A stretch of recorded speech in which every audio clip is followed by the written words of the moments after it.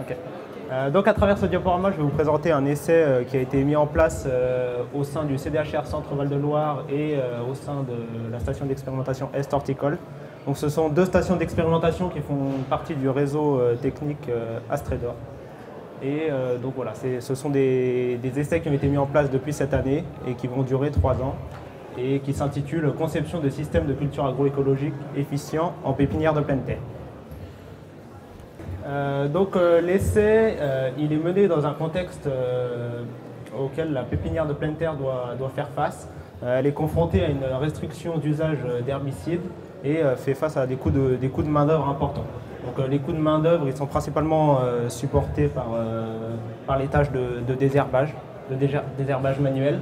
Et dans le contexte actuel, dans le cadre du plan Ecophyto, les producteurs sont amenés à réduire leur utilisation de produits phytosanitaires de l'ordre de 50% d'ici à l'horizon 2025. Donc voilà, ça c'est le contexte. Et l'enjeu, c'est d'améliorer le système de production en pépinière de pleine terre et de diminuer son impact environnemental.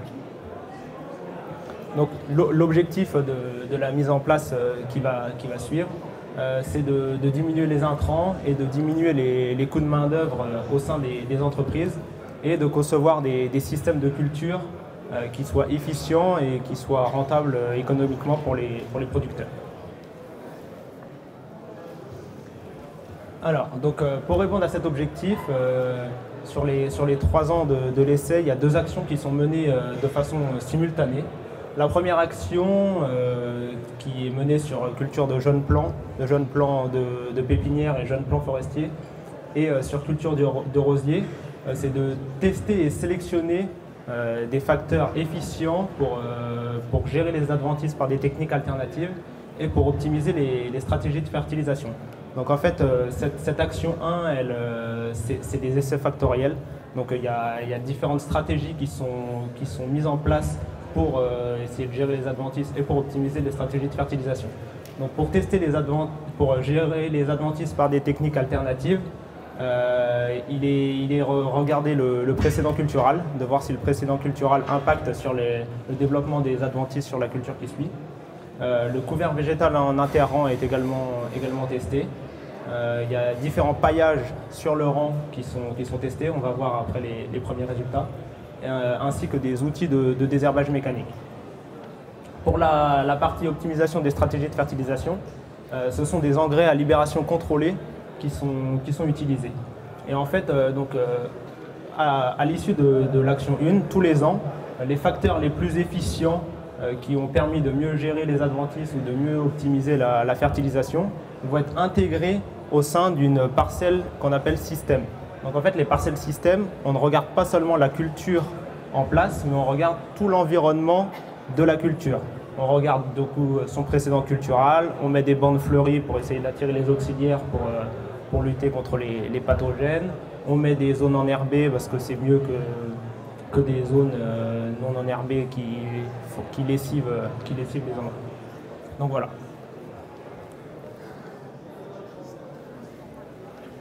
Donc cette année, pour la partie gestion des adventices, il y a différents paillages qui ont été testés.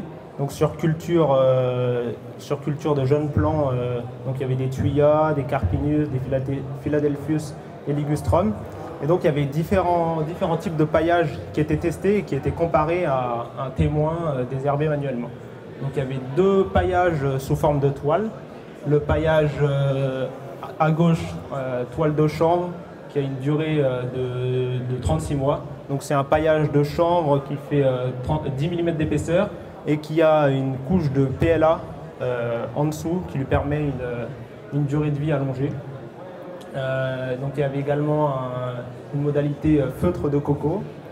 Et ensuite il y avait des paillages fluides, des plaquettes de bois, du chanvre fluide et crible déchets verts compostés, c'est du BRF.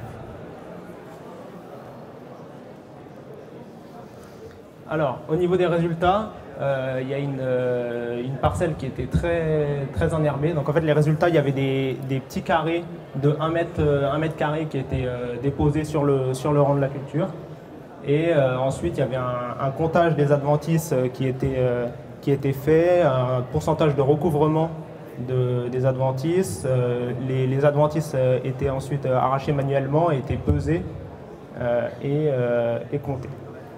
Et les espèces étaient comptées. Donc sur les résultats, il y a donc la parcelle témoin est très enherbée. Il y a un itinéraire qui se dégage largement. C'est l'itinéraire qui utilise le paillage géochambre. Donc là, il y avait peu d'adventices qui ont colonisé ce tapis. On voit que par rapport aux autres itinéraires, il y a beaucoup moins de développement d'adventices. Et les autres modalités, le tapis de coco et les paillages fluides, ils sont inférieurs à l'itinéraire témoin, mais il y avait quand même un fort taux de colonisation par les adventices. Alors ensuite, on a regardé si jamais les paillages, ils avaient un impact sur la croissance des plants. Donc l'itinéraire témoin qui était désherbé manuellement, c'est lui qui présente les plants les plus petits. Donc ça, c'est dû au fait que comme c'était la parcelle la plus concurrencée par les adventices faisaient concurrence au développement des plants. Et donc ça explique pourquoi est-ce qu'ils sont si petits. Ensuite, les plants les plus développés, c'est les parcelles incluant le géochambre, les plaquettes de bois et le BRF. Et ensuite, on retrouve le paillage coco et le chanvre fluide avec des plants qui sont un petit peu moins développés. Le fait que l'itinéraire incluant le chanvre fluide présente des plants un petit peu moins développés, ça peut être dû au fait que lorsqu'il se dégrade, le paillage de chanvre fluide consomme de l'azote. Et donc ça fait de l'azote qui n'est pas consommé par les plantes. Il y a une concurrence au niveau de l'azote. Et ouais, pour le paillage coco, donc il était fortement recouvert et en fait il a une texture, il n'est pas très dense, il est assez fibreux.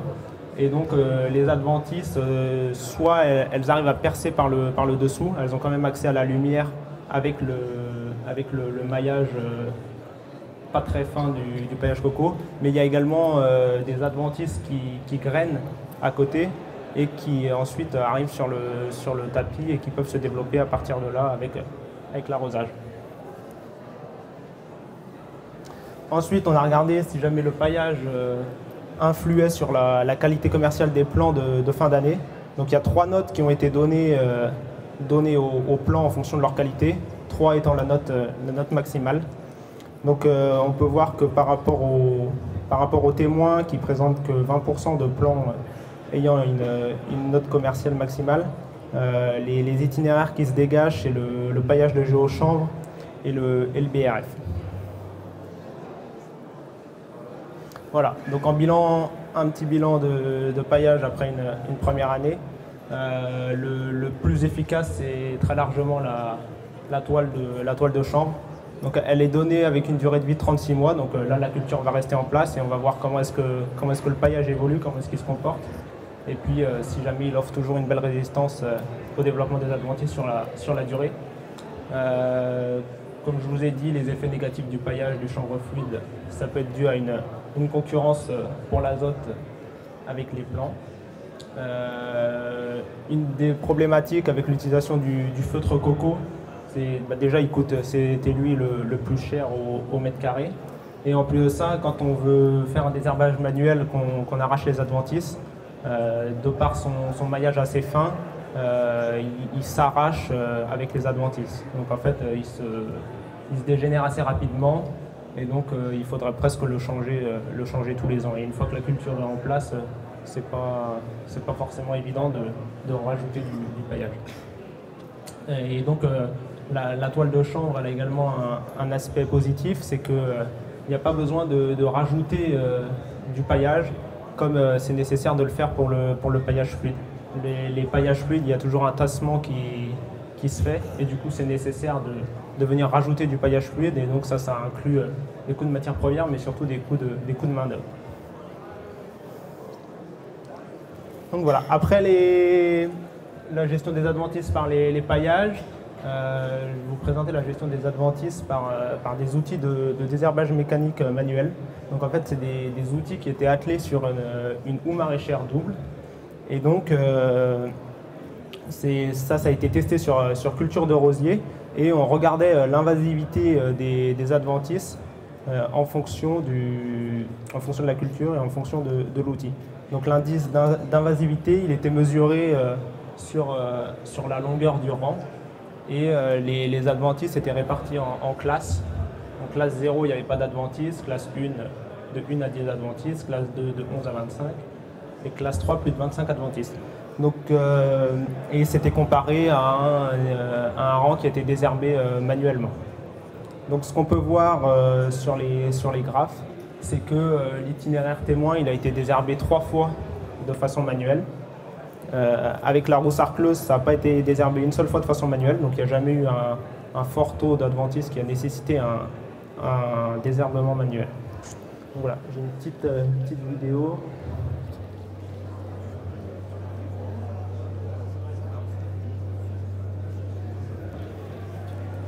Voilà, là vous pouvez voir le passage de la roue sarcleuse proche des rosiers. Donc la problématique de cet outil, c'est qu'il désherbe bien au pied des plants, mais enfin, entre les plants, il ne désherbe pas. Du coup, il peut y avoir un développement d'adventices qui se fait entre les plants et ça peut être problématique.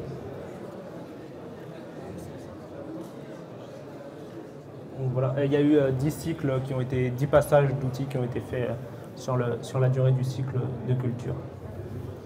Hop, là j'ai encore une petite vidéo. Donc ça c'est un outil avec des dents le lièvre et des biodisques.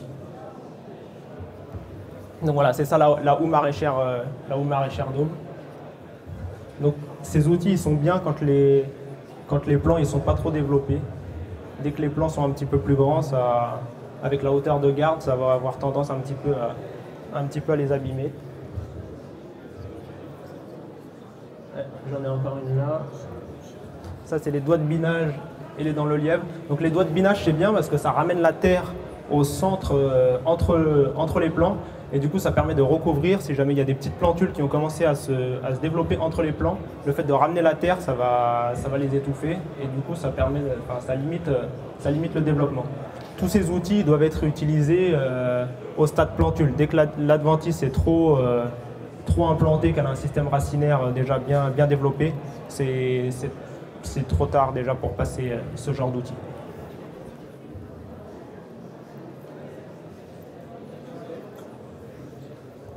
Donc voilà, donc c'est des outils qui permettent de limiter le développement des adventices et donc de réduire le nombre de désherbages chimiques ou manuels. Par contre, ça prend du temps. Donc c'est ça qu'il faudra calculer, de savoir quel est le coût économique du passage des outils et voir si jamais on ne peut pas réduire le nombre de passages dans l'année. Il y a la problématique du coup du désherbage entre les rangs, entre les plants qui peut être inhibé si on utilise des doigts de binage et ça peut abîmer la culture en place quand il y a des rosiers, une fois qu'ils grandissent, si c'est une culture d'intérêt économique, ça peut avoir des problématiques, ça peut l'abîmer. Et donc dans le cadre de l'essai à Est Horticole, il y a eu une démonstration du robot de désherbage Ose sur lequel a été attelé des doigts de binage et une RC-Tri. Donc c'est un robot autonome qui avance tout seul et qui désherbe entre les plants.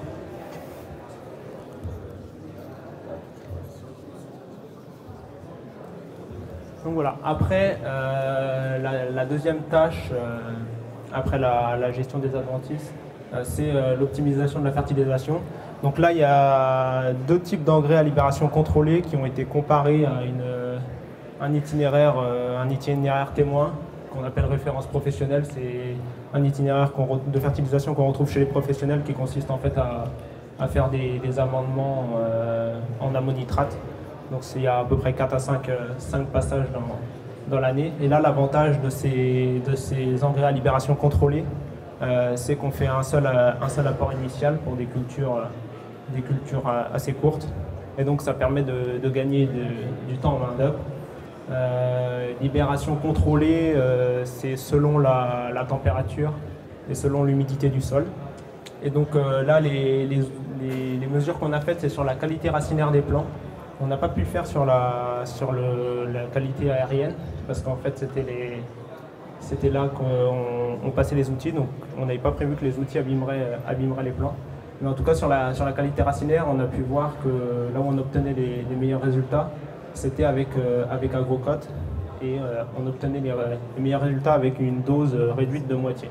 Donc voilà, ça reste à confirmer sur les parties aériennes et sur d'autres types de plants. Voilà. Mais en tout cas, oui, un apport d'un seul passage, ça permet un gain de main-d'œuvre évident. Donc voilà, donc ça c'était la première année. Donc tous les facteurs les plus efficients qu'on a pu voir, donc là ce sera le paillage géochanvre et l'engrais Agrocote, ils vont être insérés au sein d'une parcelle système où on va mettre des bandes fleuries, on va enherber les abords de culture. Est Horticole là, va faire des essais pour évaluer l'impact du précédent cultural et de culture sur le rang. Et donc en fonction des résultats, on les implémentera dans la parcelle système. Et donc l'objectif, c'est vraiment d'arriver à définir une parcelle système qui soit transférable chez le producteur et qui soit rentable économiquement pour lui. Voilà, merci de votre attention. Donc on remercie Olivier Izeb de l'Astrédor Loire-Bretagne pour son intervention.